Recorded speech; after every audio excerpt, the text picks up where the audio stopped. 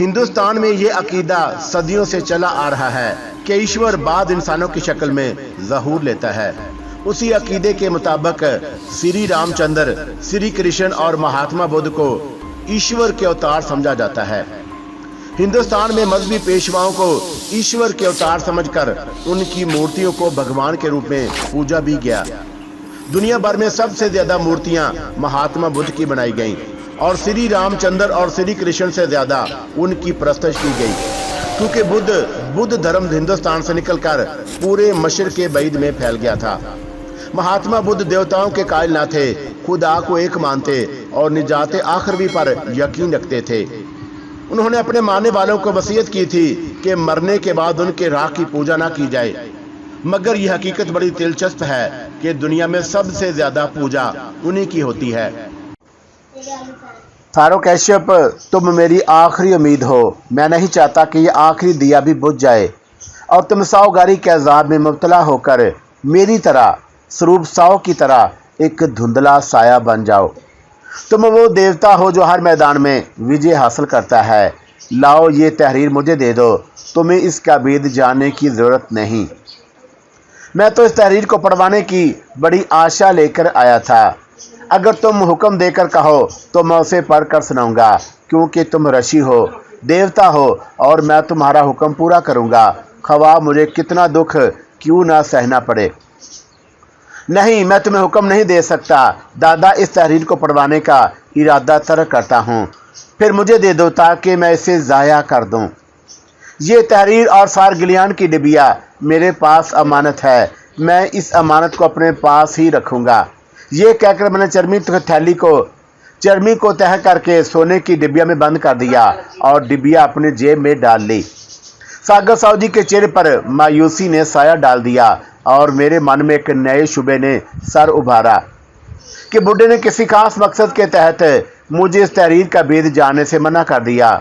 उसने कहा था कि अगर वो तहरीर मैंने सुन ली और उसका मकसद समझ लिया तो उसे दुख होगा। तो क्या उस पुर इसरार जीवन भेद का वास्ता सिर्फ सागर साहु जी की ज़ात से है? मगर मैंने फौरन ही इस ख्याल को मुस्तरद कर दिया, क्योंकि बुढ़े से पहले भी साओ परिवार के पुरखों ने वो अजाब भोगा था जो उसी जीवन भेद के कारण उनका मुकद्दर बन गया था।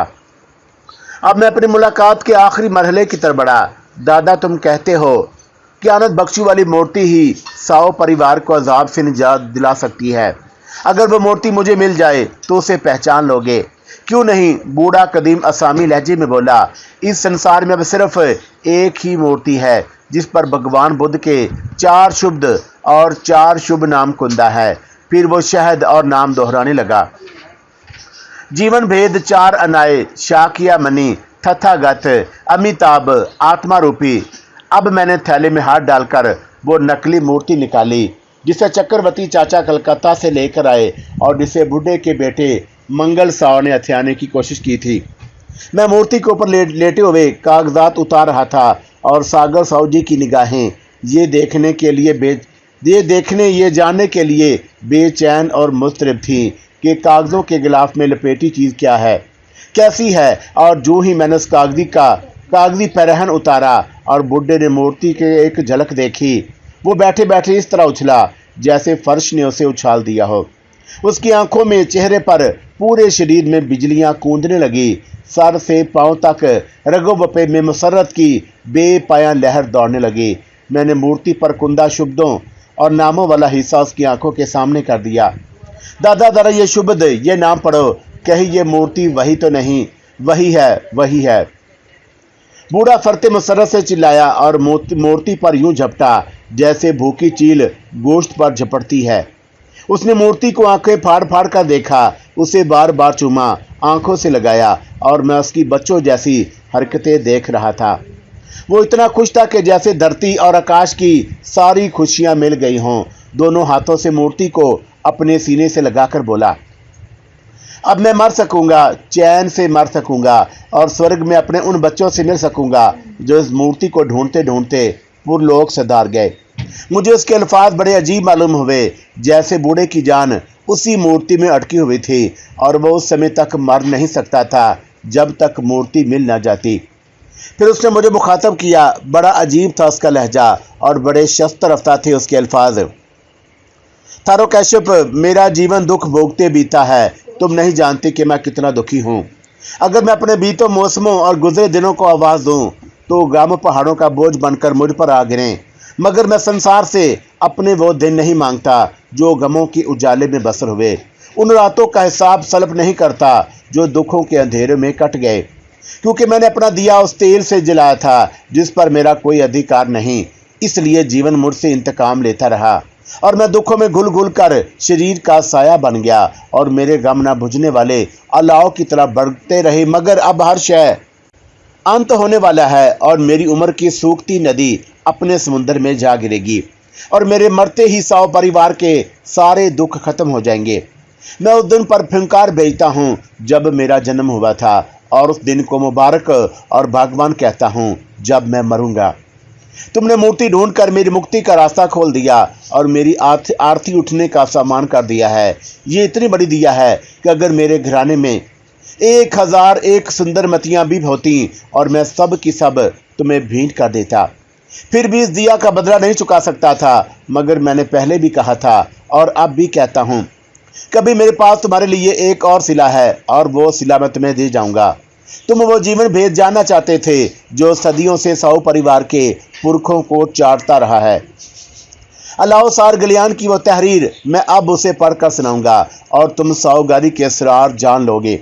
मैं समझ गया कि सागर साहब जी का मूर्ति से गहरा नाता है। शदीद गाची 100 के बाद वही उस परिवार की सबसे अहम शख्सियत हो। उसकी उम्र पर भी 1.5 सदी पूरी होने वाली थी और मुमकिन है उसने पुरतकिया की हो। और जब तक मुकद्दस मूर्ति ना मिल जाए जिसके लिए गोची 100 की आत्मा गो शांति मिल सकती है, वो मरेगा नहीं। और अब मूर्ति को देखकर वो आज खुद रफ्ता हुआ जा रहा था और उस खुद वरफ्तगी पर मुझे तरस आने लगा, क्योंकि ये वो मूर्ति ना थी। मैं उसे ज़्यादा देर खुशफहमी में ना रखना चाहता था, इसलिए कहा, दादा तुम भूल रहे हो, अभी तुम्हारे मरने का समय नहीं आया। ये वो मूर्ति नहीं जिसकी 100 परिवार को ज़रूरत है। बूढ़ा हक्का बक्का से मुझे देखने लगा तो क्या, वो आगे कुछ न बोल सका और मैंने उसका अधूरा फिक्रा पूरा कर दिया। नकली मूर्ति है, नकली मूर्ति। जैसे उन लफ्ज़ों ने सांप बनकर उसे डस लिया। चेहरा लटक गया। कूदती बिजलियां फिर बादलों में छुप कर बैठ गईं। बूढ़ा शरीर किसी भनूर में डूबने लगा। होंठ कांपने लगे। वो नकली मूर्ति जो कंपनी सरकार के गवर्नर जनरल ने शाह आवा को भेंट की थी, बूढ़े ने ठीक अंदाजा लगाया था और मैंने उसकी तायद की। हाँ दादा, ये वही मूर्ति है जो आशा आवाज ने कंपनी सरकार को लौटा दी थी, जिसे छूने के बाद कोई रोगी अच्छा नहीं हुआ था, क्योंकि उसमें तथागत बुद्ध के सर की मुकद्दस राख नहीं थी। सागर साहू जी पर एक बिजली से गिरी। मूर्ति उसके हाथ से छूट गई। हाथ पांव लर्जने कांपने लगे और जिस्म से ऊंधे मुंह काई के बिस्तर पर गिरा और मैंने सीधा करने की कोशिश की तो जिस्म किसी मुर्दे की तरह कट गया था। मैं समझ गया कि उसे दौरा पड़ा है। फिर उसी हालत में दरवाजे की तरफ भागा कि स्वरूप जी को इतला करूं। मैं बूढ़े के ताबूत नुमा कमरे से बगोले की तरह निकला और तवील राहदारी से आंधी की तरह गुजरता जीने की तरफ भागने लगा। शायद तारा ने मेरे भागते कदमों की आवाज़ सुन ली। लपकती झपकती आई और राहदारी के मोड़ पर मुझसे टकरा गई। अगर मैं जल्दी से थाम ना लेता तो फर्श पर गिरती या दीवार से टकराती और चोट लगती। मेरी अफरा तफरी से बता दिया था कि कुछ हो गया है। फिर मेरे चेहरे की बदहवासी उसी के चेहरे पर हवाइयाँ बनकर उड़ने लगी और मेरी बाहों में झूलती संभलती घबराकर पूछने लगी, क्या हुआ साहब? दादा को दौरा पड़ गया। और मैं उसे परे हटाता जीने की जन्म भागा। धर धर करता सीढ़ियाँ उतरा और गोची साहू की मूर्ति के पास से गुजरता जो सीने के सामने निसब थी। पूर्वी राहदारी में लाइब्रेरी की तरफ लपका। मदाय बख्शू और शास्त्रु वहीं राहदारी में नजर आए जो मुझे देखकर परेशान हो गए। स्वरूप जी विशाल राय और काया पैंथा के कमरे में थे। मैं कमरे में दाखिल हुआ तो सब घबराकर खड़े हो गए। वो यही समझे कि शायद मेरी भीड़ गंजाल से हो गई है। स्वरूप जी कुछ ज़्यादा परेशान नजर आते थे। मैंने कहा, पिताजी ऊपर चलिए, दादा को दौरा पड़ा है। ये सुनते ही वो घबराए घबराए बाहर निकले। शास्त्रों ने मेरी बात सुनी और मामले की सूरत समझ ली थी। वो हमारे पीछे पीछे जीने तक आया और वहीं रुक गया, क्योंकि जब कभी सागर साहू जी को दौरा पड़ता चंद खास आदमियों के सिवा कोई शख्स उसके कमरे में तो क्या ऊपर भी नहीं जा सकता था। शास्त्रो जीने के दरवाजे पर इसलिए रुक गया था कि शायद किसी काम के लिए उसकी ज़रूरत पड़ जाए, लिहाजा उसको करीब ही मौजूद रहना चाहिए। जीने की गैलरी से गुजरकर स्वरूप जी पल दो पल के लिए अपने कमरे में गए और दवा की एक छोटी सी शीशी उठाकर लौट आए। फिर मेरे साथ ही पश्चिमी सिमत की लंबी राहदारी पार करके बूढ़े की कुटिया गुंबद में दाखिल हो गए। बूढ़ा उसी हालत में जिस हालत में मैं उसे छोड़ गया था, काई के बिस्तर पर पड़ा था और उसकी हैबत कज़ाई से यूँ लगता था जैसे मैं प्राण छोड़ चुका और आत्मा का पंछी बूढ़ा पिंजरा छोड़कर उड़ गया है। हम दोनों ने मिलकर उसकी अकड़ी लाश को सीधा किया, जिसे देखकर खौफ आता था। स्वरूप जी ने और मैंने नब्ज टटोलने की कोशिश की, मगर कहीं ना मिली। ना जाने वो कहाँ रुककर छुप कर बैठ गई थी। स्वरूप जी ने दादा का हाथ पकड़कर बाजू ऊपर उठाया और फिर छोड़ दिया, और वो हाथ किसी मुर्दे की तरह धप की आवाज़ से फर्श पर आ गिरा। गोया किस्सा खत्म हो चुका था, मगर नहीं, किस्सा अभी खत्म नहीं हुआ था, क्योंकि बेजान बाजू के फर्श पर गिरते ही पाँव में मामूली सी हरकत हुई, जैसे कीचवा चलता है। फिर वो कीचवा भी कहीं रुक गया, और जब मैंने पहली बार बूढ़े को दौरे की हालत में देखा और उसकी बेजान तार सी आंखें छत पर लगी थीं और एक बारीक सी जरी से पुतलियों की चर्बी नजर आती थी, उन आधी बंद आधी खुली आंखों से वहशत झांक रही थी। बूढ़े का मुंह सख्ती से बंद था और दोनों जबड़े एक दूसरे में प्यूसत होकर रह गए थे। जिस्म हड्डियों का एक ऐसा ढांचा था जिस पर सिर्फ खाल मुंडी थी।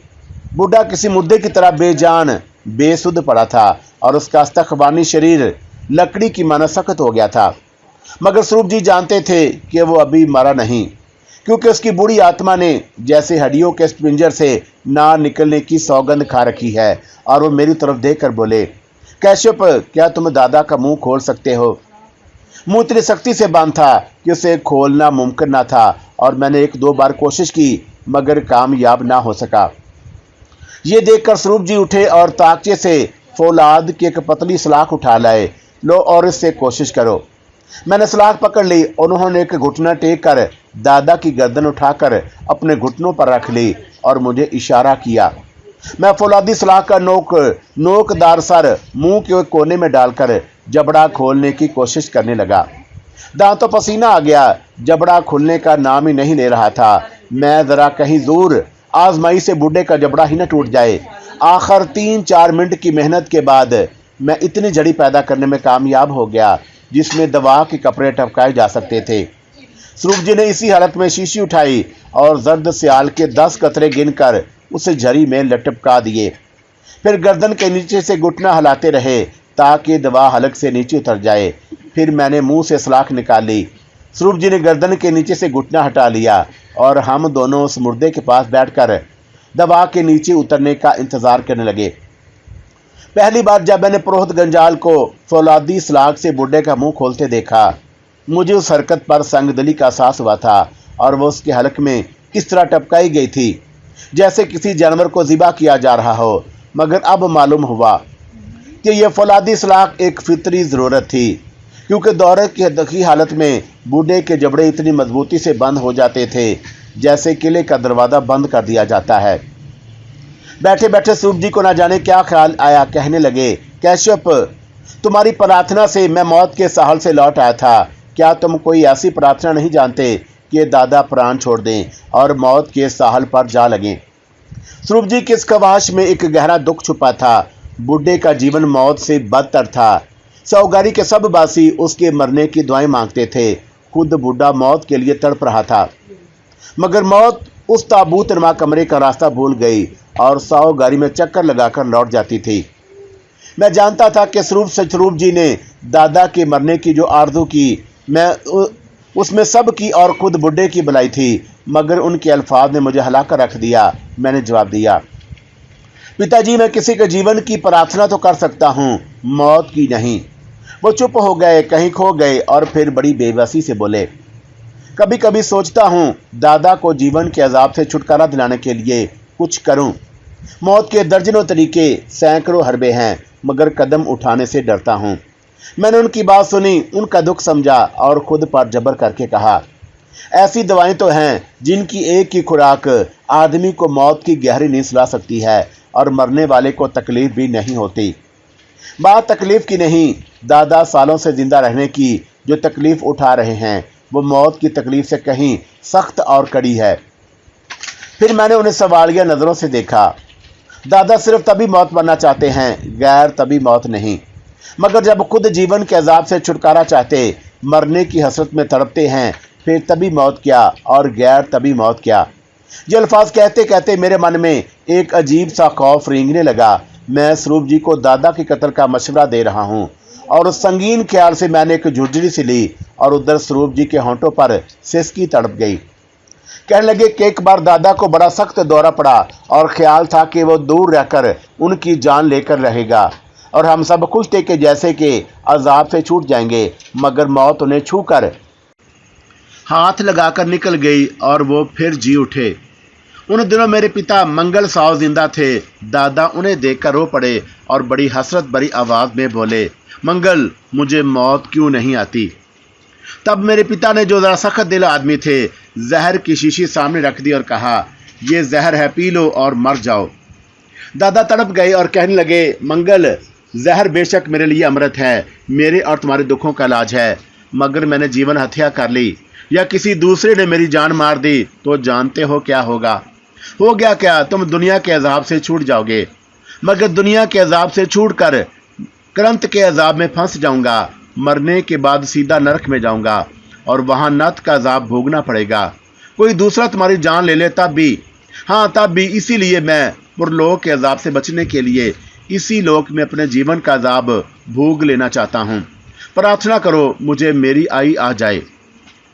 तब से हम उनके मरने की प्रार्थना ही करते और उस बात से डरते हैं कि अगर उनकी मौत गैर तभी तौर से वाक़या हुई तो वह नरक में जाएंगे। मगर तभी मौत ना जाने कहाँ छुप गई है कि मौसम पर मौसम बदलते और बरस पर बरस गुजरते जा रहे हैं और वो नहीं आती। तुमसे मौत की प्रार्थना करने को इसलिए कहा था कि शायद भगवान तुम्हारी सुन ले और दादा को जीवन से छुटकारा मिल जाए। मेरे कारीन समझ सकते हैं, इस हालत में जब बूढ़ा खुद मौत के लिए तड़प रहा था, मौत की बद्दुआ उसके लिए दुआए खैर थी। मरने की प्रार्थना करना और उस पर दिया करना था, मगर ना जाने क्यों ये सब कुछ जानते हुए भी मेरा मन उसके लिए मौत की प्रार्थना करने से घबराता था। अचानक मैंने पूछा, दादा की उम्र क्या होगी। शास्त्र मुझे बता चुका था, बुढ़ा 140 की उम्र को पहुंच चुका है। मगर स्वरूप जी यह सवाल सुनते ही घबरा गए, परेशान हो गए, बुरा मान गए, जैसे मैंने उन्हें घोंसा मार दिया हो। जवाब देने से पहले कुछ सोचते रहे, फिर बोले, तुम उम्र पूछकर क्या करोगे। दादा की ठीक उम्र शायद कोई ना बता सके। अगले वक्तों में लोग जन्मदिन को कहाँ याद रखते थे। बस अंदाजे के मुताबिक वो उस वक्त दुनिया में सबसे लंबी उम्र के आदमी है।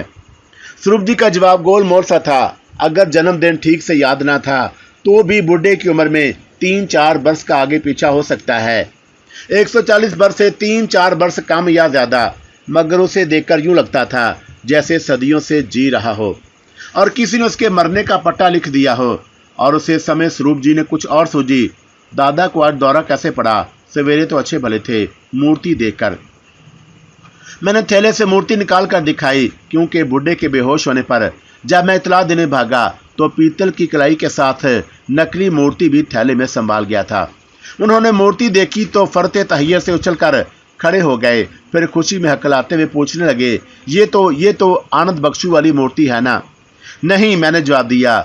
पहले दादा भी अपने आनंद बख्शी वाली मूर्ति समझे और बड़े खुश हुए थे कि अब वो मर सकेंगे, मगर जब पता चला कि ये नकली मूर्ति है जो कंपनी सरकार के गवर्नर जनरल लॉर्ड डलहौजी ने 1848 ईस्वी में शाह आवा को भेंट की और उसने कंपनी सरकार को लौटा दी थी, क्योंकि उसमें शाकिया मणि बुद्ध के मुकद्दस राख नहीं थी, तो दादा बड़े निराश और उदास हो गए। गालबन उन्होंने मूर्ति की आंखों में जुड़े हुए नकली पन्ने भी पहचान लिए थे। तभी उनकी हालत यकायक बिगड़ गई। फिर सदमे से बेसुध होकर फर्श पर गिरे और मैं आपको इतला देने के लिए भागा। ये सुनकर स्वरूप जी बुढ़ से गए, तुम्हें ये नकली मूर्ति कहाँ से मिल गई। ये किस्सा फिर कभी सुनाऊंगा आपको। मैंने इसलिए पूछा है कि 8 वर्ष पहले मेरे पिता मंगल साहब भी नकली मूर्ति के लिए किसी आदमी के पीछे चटागांव गए थे। मगर ये बात तो सिर्फ दादा को मालूम थी। स्वरूप जी भौंचके से रह गए कि मैं उसके बारे में भी जानता हूँ। बोले, दादा ही ने बताया था मुझे कि उनकी बात अधूरी रह गई, क्योंकि उसी लम्हे बूढ़ा सागर साहू जी के मुर्दा शरीर में हल्की सी जुम्बश हुई। माथे की उभरी रगों में कोई शय सरसराई और हम दोनों उसकी तरफ मतवज्जा हो गए। कुछ अरसा कबल जब मेरे सामने पहली बार मुर्दा उस्मान बुड्ढे के मुंह में जर्द सियाल के कतरे टपकाए गए थे, उसे 2-3 मिनट के अंदर होश आ गया था। लेकिन आज उसी दवा ने 5 मिनट के बाद असर दिखाया, और जिससे मैं उस नतीजे पर पहुंचा कि यह दौरा पहले दौरे से कुछ ज्यादा सख्त था। माथे की रगों में सरसराने वाली लहर कीचुए की तरह आहिस्ता आहिस्ता नीचे उतरने लगी। रुई की मानद सफ़ेद भूमें हिली, पलकें थरथराईं और आध खुली आंखों जिनसे खौफ आता था पूरी खुल गईं। आंखें खोलकर उसने छत की कड़ियों को यूं देखा जैसे सदियों की नींद से जागा हो। आंखों के साथ ही बाजुओं और हाथों में भी हरकत हुई। जिंदगी उसके शरीर में लौट आई थी और वह फिर से जिंदा हो गया था। नजर छत की कड़ियों से नीचे उतरी तो सबसे पहले स्वरूप जी को, फिर मुझे देखा और देखता ही रहा। अचानक इशारे से मुझे करीब बुलाया, मगर स्वरूप जी फौरन बोले, दादा तुम्हारा मन ठीक नहीं, अभी बातचीत रहने दो। मालूम नहीं बुड्ढे ने सुना या नहीं, अगर सुना तो कुछ समझा या नहीं, मगर इशारा किया कैसे उठाकर बिठा दिया जाए, और मैंने और स्वरूप जी ने उसे मिलकर गाँव तकिए के सहारे बिठा दिया। तो उसने फर्श पर पड़ा आला समात की तरफ देखा और हाथ हिलाया। मतलब यह था कि आला समात उसके कानों से लगा दिया जाए। वह बातचीत करना चाहता था। मैंने ख्वाहिश के मुताबिक आला समात की दोनों नालियां उसके कानों में फिट कर दी और कहा, दादा पिताजी ठीक कहते हैं, तुम्हें आराम चाहिए। दादा ने बड़ी नहीफ, बड़ी कमज़ोर आवाज़ में जवाब दिया, मैं आराम नहीं, सिर्फ मौत चाहता हूँ, ला दोगे मेरी मौत। ये एक अजीबोगरीब मुतालबा था। मैं समझ गया कि वह मुझसे आनंद वाली बख्शू वाली मूर्ति तलब करता है। मैं नहीं जानता था, कोई भी नहीं जानता कि मार्च 1848 में कंपनी सरकार के गवर्नर जनरल ने वो मूर्ति कहाँ भेज दी, कहाँ छुपा दी थी, क्योंकि तलाश के बावजूद आज तक उसका खोज ना मिल सका था। मगर किसी नामालूम लाशोरी कफियत में मेरे मुंह से निकल गया, ला दूंगा। बुड्ढे के जर्द मटियाले चेहरे पर एक अजीब सी लहर दौड़ गई और उसने मौत मांगी थी। मेरे ज़हन में आनंद बख्शी वाली मूर्ति थी जिसे खोजने ढूंढने का मैंने अहद कर रखा था और वही लाने का वादा किया था। ये दो मुख्तलिफ बातें थी, मगर इस वक्त उनके मानी एक हो गए थे। मैंने सोचा तो खुद हैरान रह गया कि हम दोनों का एक ही मतलब और है, और क्या अपनी मौत से बुड्ढे की मुराद मुकद्दस मूर्ति है।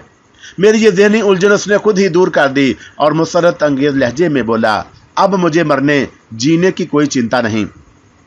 जब तुमने कह दिया कि मूर्ति ला दोगे तो ज़रूर ला दोगे, मुझे तुम्हारी बात पर विश्वास है, मगर एक आशा है कि नकली मूर्ति मेरे पास रहने दो। नकली मूर्ति क्यों? मैंने पूछा। क्योंकि ज्योतिष विद्या कहती है जहाँ नकली मूर्ति है वहाँ असली मूर्ति ज़रूर आएगी।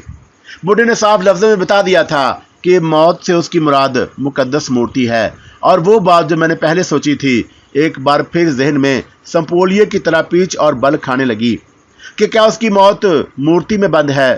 गोया मूर्ति मिल गई तो जीवन के अजाब से छूट जाएगा और ये मौत गैर तभी नहीं होगी। खैर कुछ भी हो, मुझे आनंद बख्शू वाली मूर्ति ढूंढना है चाचा चक्रवर्ती के लिए, ताकि उनके अधूरे काम को पूरा कर सकूं। सुंदरमती के लिए जिसमें साहूगारी से निकालकर अपनी दुनिया में ले जाना चाहता था। स्वरूप जी के लिए जिसके दुख बांटने का मैंने वचन दिया था। अपने लिए क्योंकि मैं साहूगारी का वारिस बनकर वो पुर इसरार पाठ अदा ना करना चाहता था जो साहूगारी के परिवार के पुरखों ने किया था। बुड्ढे सागर साहू जी के लिए जिसे मैं जीवन के अजाब से बचाना चाहता था। इस तरह मुकद्दस मूर्ति की तलाश से मेरे कितने ही वादे और नाते बंधे थे, और उसे तलाश करना मेरे जीवन का सबसे बड़ा आदर्श बन गया था। मैं नकली मूर्ति बुड्ढे की तरफ बढ़ा दी। दादा ये मूर्ति तुम्हारे रूह का पाए नहीं, फिर भी तुम्हें उससे शांति मिलती है तो अपने पास रख लो। बुड्ढे ने पथरीली आंखों से मुझे देखा, फिर करीब आने को कहा। मैं करीब गया तो उसने अपने अस्तकवानी हाथों से मुझे थाम लिया और बड़े हसरतनाक लहजे में बोला, बहुत समय बीत गया मुझे जीते हुए। मेरे सामने मेरे बेटों की आरतियाँ उठीं, मगर मेरी आरती नहीं उठी। मैंने अपनी औलाद को मरते देखा, पर मैं नहीं मरा। घबराओ नहीं दादा, जिसने जन्म लिया उसे मरना है। मैं जीने मरने में का फलसफा बयान करने लगा। जीवन भी एक आरती है जिसे हर कोई अपने कंधे पर उठाए फिरता है। जीवन की हर कहानी का अंत मौत है, मगर तथागत कहता है कि हम नहीं मरते, सिर्फ हमारा शरीर मरता है। कैसे बेटे, मैं भी अपने शरीर की मौत चाहता हूँ। मौत तुम्हारी हड्डियों में उतर चुकी है दादा, तुम बहुत जल्द मरोगे और मैं तुम्हारी आरती अपने हाथों से चिता पर रख दूंगा। यह कहकर मैं उठा, क्योंकि जो कुछ मैंने कहा वो मैंने नहीं, जैसे किसी और ने कहा था। मेरे उठते ही दादा ने मेरे चरणों को पकड़ लिया। मैं उछल कर परे हटा और पूछा, दादा, पुरोहित गंजाल साव गाड़ी से भाग गया है, जानते हो कहाँ गया? बुढ़े ने जैसे कुछ सुना ना सुना हो और हैरत से मुझे देखने लगा। स्वरूप जी ने मेरा सवाल आला समात में दोहराया तो उसने मखसूस लहजे में जवाब दिया, मैं नहीं जानता कि वो कहाँ गया, मगर जहाँ भी गया है उसे ढूंढ कर साव गाड़ी में वापस लाओ। उसके साथ ही बुढ़े से मुलाकात खत्म हो गई। मगर जब मैं रुखसत होकर दरवाजे की तरफ बढ़ा और उसने स्वरूप जी से मेरे बारे में कुछ कहा, जिसे सुनकर वो दंग रह गए, मैं भी चौंक गया। जो अल्फाज मेरे कानों में पड़े वो हैरत अंगेज थे, और ये थे वो अल्फाज, कैशिप का नक्षत्र चंद्रमा है, सोम देवता की तरह सुंदरता और अंदर देवता की तरह कला पर उसका अधिकार है। मैं नहीं जानता स्वरूप जी से ये बात कहने का मतलब क्या था, मगर मुझे यूं लगा जैसे बुढ़ा ज्योतिष विद्या को अच्छी तरह जानता और मेरे मन में झांक रहा था। हम बूढ़े के ताबूतनुमा कमरे से बाहर आए तो स्वरूप जी ने मुझे तवील राहदारी में रोक लिया। सुना तुमने दादा गंजाल को साव गाड़ी में वापस लाना चाहते हैं। इसमें परेशानी की क्या बात है? अगर वो मिल गया तो उसे दादा ही के सामने लाएंगे। जानते भी हो कि वो उसकी वापसी क्यों चाहते हैं, कोई कारण होगा। मेरा ख्याल था कि स्वरूप जी खुद ही कुछ बताएंगे, मगर वो कुछ कहते कहते रुक गए और बात बदल दी। अब तो गंजाल को ढूंढना जरूरी हो गया है और जीने की तरफ हो लिए। शास्त्रों दरवाजे पर ही मिल गया। हम सीढ़ियां उतर कर नीचे आए तो स्वरूप जी ने उसे गोना मुखिया को बुलाने भेज दिया। विशाल राय और काया मूसा बूढ़े सागर साव के लिए परेशान थे। स्वरूप जी ने उन्हें बताया, दादा की तबीयत संभल गई है, मगर वो चाहते हैं कि गंजाल को ढूंढकर वापस साव गाड़ी में लाया जाए। मैंने गोना को भी बुलाया है। काया मूसा और विशाल राय को तो बेहतर बहरहाल उसे ढूंढना था और उन्होंने भी गंजाल की वापसी पर एतराज ना किया। और मैंने देखा कि अब मदाया बख्शू वहां नहीं था। मैं अभी तक मदाया से मिलकर यह दरियाफ्त नहीं कर सका था कि साव गाड़ी में कैसे लौट आया, उस पर क्या बीती। वो शायद खुद भी मुझे कुछ बताना चाहता था, मगर रात भाग दौड़ की वजह से कुछ पूछने का मौका ही ना मिल सका। अब समय था कि मदाया से कुछ मालूम करता, इसलिए चुपचाप मंदिर की तरफ हो लिया। वहाँ गूंगे बख्शू थे ना मदाया। अलबत्ता वो दोनों साधु जरूर मौजूद थे जिन्हें रात गंजाल के साथ देखा था। उन्होंने मुझे देखते ही प्रणाम किया और बताया कि मदाया अभी अभी अपने हुजरे में गया है। मैंने एक साधु को भेजा कि उसे बुला लाए। मेरा सुनकर मदाया भागा आया और आते ही मेरे सामने दो जानू हो गया। मदाया, मैं तुमसे कुछ पूछना चाहता हूँ, मेरे साथ आओ। वो मेरे पीछे पीछे मंदिर से बाहर आ गया। अब मैं उसे अपनी बात समझा सकता और उसके इशारों का मतलब समझ सकता था। जब पूछा कि साव गाड़ी में उसकी वापसी का कारण क्या है, तो अपने मखसूस अंदाज में बताने लगा। खानकाह की कोठरी में सींद लगने के बाद जब पुरोहित गंजाल वहां पहुंचा, थापा बहादुर ने मुझे उसके सामने पेश किया। उसने पूछा, क्या तुम जानते हो कि थारो कैशप ने कोठरी में सींद कैसे लगाई? कौन कौन उसके साथ मिला हुआ था और उसे कुदाल किसने पहुंचाई थी? मेरे पास हर सवाल का जवाब नफी में था, क्योंकि मैं कुछ जानता ही नहीं था। फिर गंजाल ने मुझे दो में से एक बात का अधिकार दिया, साव गाड़ी में चुपचाप वापसी या फिर मौत। ये सोचकर कहा कि अगर मरना ही है तो फिर साव गाड़ी में क्यों ना मरूं। मैं गंजाल के साथ लौट आया। उसका ख्याल था कि अब आप कभी साव गाड़ी में नहीं आएंगे, इसलिए गंजाल ने मुझे ताकीद कर दी थी कि खानकाह में जो कुछ मेरे साथ पेश आया किसी से उसका जिक्र ना करूं, ये भी ना बताऊं कि आप खानकाह में गए थे। वापसी पर जब हम रत्नागिरी के नाथ बन से गुजर रहे थे, गंजाल मुझे पहाड़ी पर ले गया जिसकी खो में सांप का बसेरा है, और ऐन उसके दहाने पर पहुंच गया।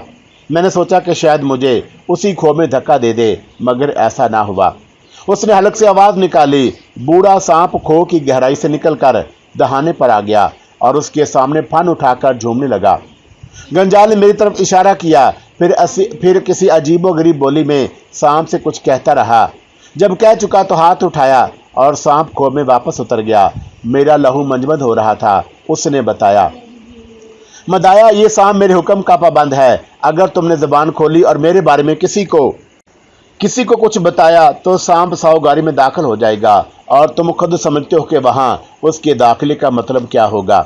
अब मैं डरता हूं कि कहीं अनाथ बिन का सांप साहूगारी में ना आ जाए, क्योंकि मैंने गंजाल का हुक्म नहीं माना और उसे रूप तारा की मौत का दोषी ठहराया है। मदाया वाकई खौफजदा था और जब उसने इशारों किनारों की जुबान में अपनी बात खत्म की, बड़ा हरासा नजर आ रहा था। मगर उसकी कहानी सुनकर मैं खुद हैरान और शजदा रह गया। ये एक लर्जा खेद इंकशाफ था। अनाथ बिन का बूढ़ा सांप पुरोहित गंजाल के हुक्म का पाबंद है और उसके इशारे पर साहूगारी में दाखिल हो सकता है।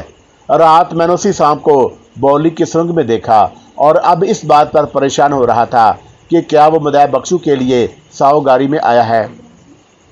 मैंने उसे यह ना बताया कि अनाथ बिन का सांप बौली की सुरंग में पहुंच चुका और वहां से भी कहीं गायब हो गया है, मगर उसे साथ लेकर विशाल राय के कमरे में लौट आया। इस असना में स्वरूप जी ने गोना दादा, विशाल राय और काया के साथ मिलकर गंजाल को ढूंढने का प्रोग्राम बना लिया था। उस प्रोग्राम के मुताबिक उन्हें सबसे पहले साहूगारी के वसी 4 दीवारी के अंदर उसे ढूंढना था और यहाँ बेशुमार हुजरे, 2 मंजिला, 6 मंजिला कमरे और राहदारियां थीं। फौरन ही सब लोग गंजाल की तलाश में निकल पड़े। स्वरूप जी का ख्याल था कि यह काम मंदिर और उसके अकबी हुजरों से शुरू किया जाए। वो लोग मंदिर की तरफ जा रहे थे, मगर मैंने गूंगा मदाया को साथ लिया और चुपके से बैरूनी फाटक को हो लिया। चौकीदार को बता दिया कि अगर कोई पूछे तो बता देना कि हम अनाथ बिन में जा रहे हैं।